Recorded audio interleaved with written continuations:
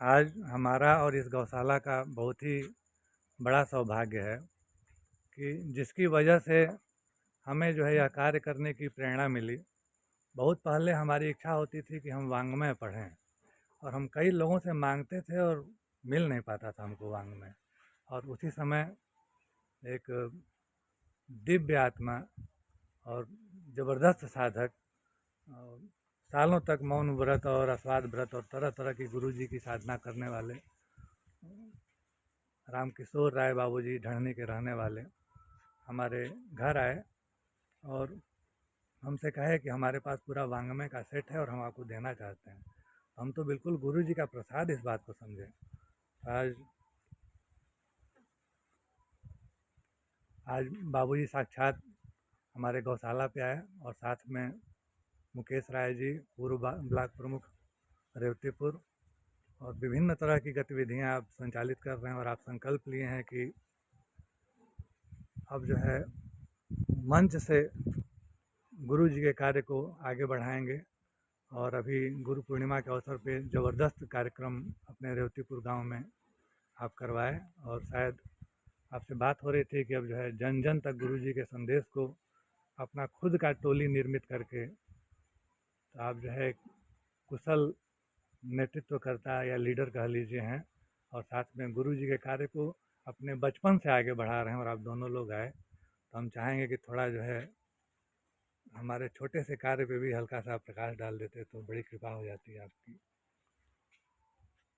हम लोग प्रवीण जी के यहाँ आज गौशाला पे आए हैं और प्रवीण जी ने ये गोबर निर्मित जो गणेश जी की मूर्ति बनाई है ये इतना अद्भुत है।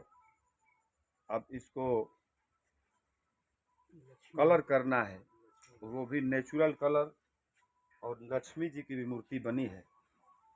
मेरी तो दिली इच्छा यही है कि जब भी दीपावली के अवसर पर ऐसे जो नेचुरल गोबर और थोड़ा बहुत मिट्टी का प्रयोग करके इसको बनाया गया है, अगर इसका उपयोग हम लोग करेंगे तो ये प्रकृति के लिए भी इतना सुंदर होगा कि हम कह नहीं सकते हैं। और आपने इतना बढ़िया दीपक बनाया है ये गोबर का, इस दीपक को देख करके एकदम।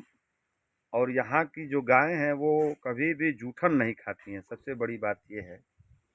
और जो जूठन गाय नहीं खाती है उसका गोबर, एक गौ तो लक्ष्मी होती है और हम लोग उसको लक्ष्मी रूप में मानते भी हैं, और उनके गोबर से बना हुआ दीपक सचमुच में बहुत अद्भुत है।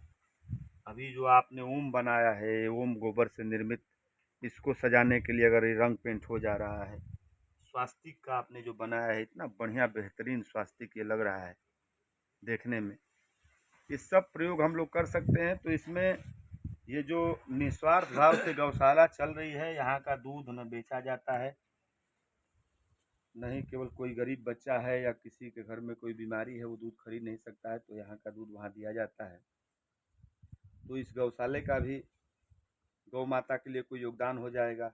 ये सुंदर गौ गोबर से बना हुआ ये माला बनाया है आपने, कितना मेहनत किया होगा एक एक इस टोली को बनाने के लिए, इसको छेद करने के लिए 108 पिरो करके। ये अपने आप में भी बहुत अद्भुत है। प्रवीण जी लगातार ऐसे कार्यों में जुड़े हुए हैं, हम सभी लोगों की शुभकामना है। आप भी गायत्री के बहुत बड़े साधक हैं, कई पुरस्कार कर चुके हैं। आशीर्वाद देने के लिए आज गौशाला पे आए हुए हैं। ये गौ काष्ठ जो आप निर्मित किए हैं हवन करने के लिए, मैं इसका प्रयोग किया हूँ, इतना बढ़िया है ये। उसमें हवन सामग्री पहले से मिली हुई है। ऐसे छोटे छोटे गौ काष्ठ, ये टिकिया, अब तो ऑनलाइन इस टिकिया को लोग शहरों में मंगा रहे हैं।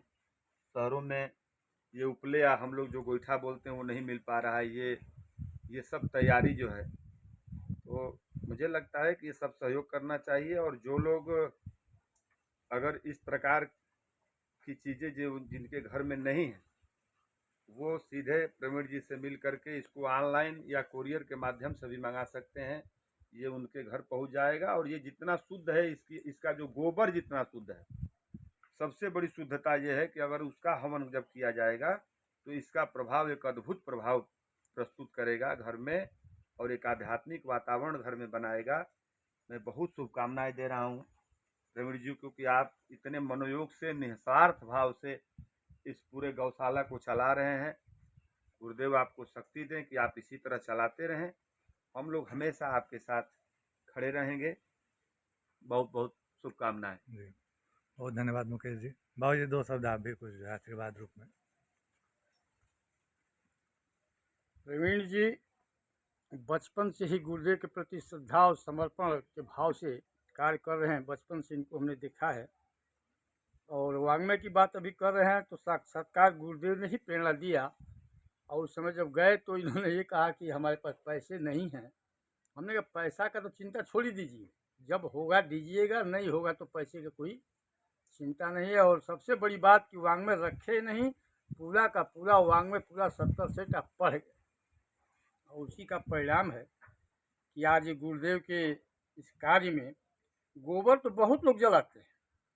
हमने देखा है हवन में गोईठा, वो चाहे भैंस का गोबर हो चाहे गाय का गोबर हो। जो मुकेश जी ने कहा कि सबसे बड़ी बात मुख्य ये है कि गोबर कितना शुद्ध है। गौ में जूठी नहीं खाती तो बात अलग है, लेकिन जो भी यहाँ चारा खा रही हैं गायत्री मंत्र के द्वारा, पुरोहित के मंत्र हर समय यहाँ चलता है और यज्ञ होता है। सारी क्रिया सारी बात जो गुरुदेव के विचार से हो रहे हैं। और जैसा खाए वैसा बने मन। तो गौ के लिए भी है, जो चारा जो खा रही है गौ, सारा का सारा गायत्री महामंत्र के उच्चारण के साथ चारा काटा जाता है, चारा बाला जाता है और चारा खिलाया जाता है। इस वजह से यह गोबर का जो बना हुआ है, तो गोबर मान लीजिए लकड़ी जो भी आप फोन में देते हैं, ये गोबर जो है कहीं चूल्हे में लग जाएगा तो राख बन जाएगा। और राख बनेगा तो कहीं गंदगी तोपने के काम में आएगा, बर्तन मांजने के काम में आएगा, खाद में फेंकने के काम आएगा। लेकिन यह जो गोबर बना है, अगर यह जिस यज्ञ में जलेगा तो मतलब उसका गुण इतना बताने में थोड़ा सा नहीं है। जिस घर में जलेगा उसका वातावरण जितना बन जाएगा, बढ़िया से वातावरण जो बनेगा, वहाँ का रूप जो बनेगा, जितने लोग वहाँ रहेंगे सारे रोग ग्रसित कितना हो कोई हो, इसके वातावरण यज्ञ होगा तो रोग तो उसका तुरंत समाप्त होने को प्रारंभ हो जाएगा। अगर नित्य हवन करे, प्रतिदिन इसका हवन करे, तो कितना ही रोगी हो उसका रोग आराम मिलता हुआ चला जाएगा। तो प्रवीण जी ने जो ये दीपक बनाए हैं, दीपक का सबसे बड़ा महत्व है कि हम दीपक को फेंके कहाँ। जला करके हम मिट्टी वाला दीपक जलाते हैं, फेंके कहाँ। अब ये दीपक जल गया, अगर आप अपने कियारी में कहीं एक टमाटर बोए हों, गोभी बोए हों, कोई भी पौधा लगाए हों, उसके जड़ में इसको रख दीजिए, अभी पूरा खाद का काम आ जाएगा। ये लक्ष्मी जी है, इनको आप प्रवाहित करने के लिए लक्ष्मी या गणेश जी का जो हम दीपावली के दिन पूजन करते हैं, गंगा में प्रवाहित तो गंगा में भी प्रवाहित कर सकते हैं, या नहीं कर सकते हैं तो अपने खेत में कहीं भी डाल देंगे।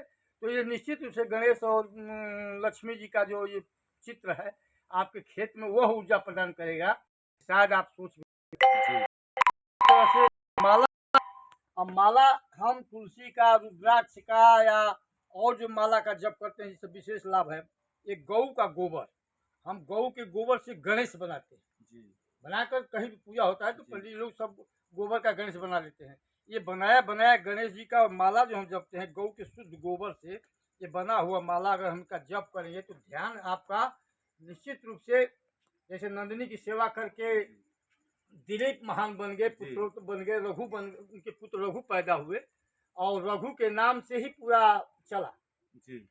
तो जिस साधना से गौ की सेवा करके हमारे ये प्रवीण जी जो कर रहे हैं तिवारी जी, इनको कोटि कोटि धन्यवाद। और गुरुदेव का इनको हजारों हजारों आशीर्वाद मिले, यही हम लोग की प्रार्थना है, शुभकामना है। और इनके कार्य को चलाने के लिए गुरुदेव ही चलाएंगे, लेकिन जो लोग इसको ले जाएंगे अपने कार्य में लगाएंगे, निश्चित उनका तो शुभ शुभ होना ही होना है। धन्यवाद। ओम। चलिए, आपका आशीर्वाद मिला, इतनी दिव्य शक्ति का आशीर्वाद मिला।